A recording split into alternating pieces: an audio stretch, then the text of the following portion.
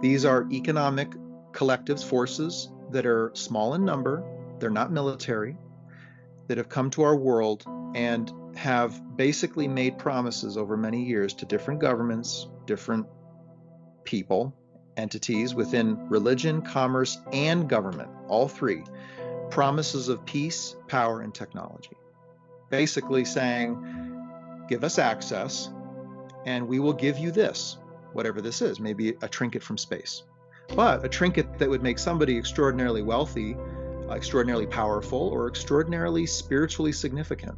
Yeah. And that has occurred, and individuals and groups of people in power have taken those offers, and others have resisted those offers. But that is inherently divisive.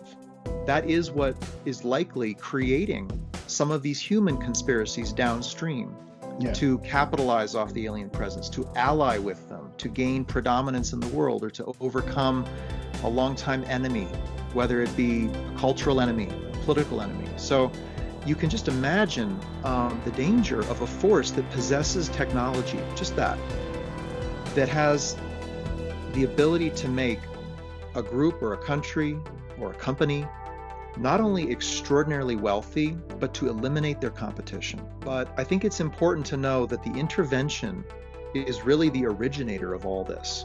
They are the force behind the human forces.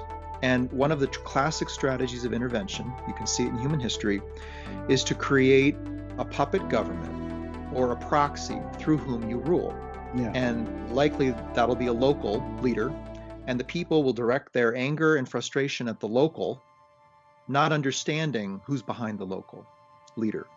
And so most conspiracies that I hear, most calls for disclosure that I hear, are conspiracies about human governments and their agenda, or human groups, human elites. Yeah. And most calls for disclosure are demands for disclosure from the government. Nobody demands disclosure from the extraterrestrial presence. There's no ceiling on the profundity and the wonder of contact with these beings. And of course, these beings are happy to play into that narrative. Yeah. They'll tell us basically anything we want to hear. Return of a savior, the return of Jesus Christ, raising our frequencies, or ascension, or any of these ideas could be played into in this way. There's CE5, and they go out in the dark and try and summon aliens. Do you think that's a risky endeavor?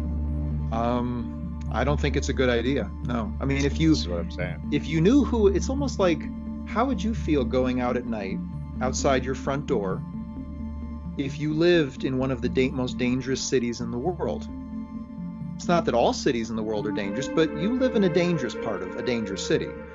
But if you didn't know that, if you thought this was, a beautiful, safe, and welcoming community, then you would go out at night and walk around, not knowing who you're interacting with. And so I wouldn't go out into the night, point my eyes to the sky and call in And ET lasers. on that epic question, really, of what's happening, why is it happening, and what does it mean? Who is in our world? There is a short answer to it.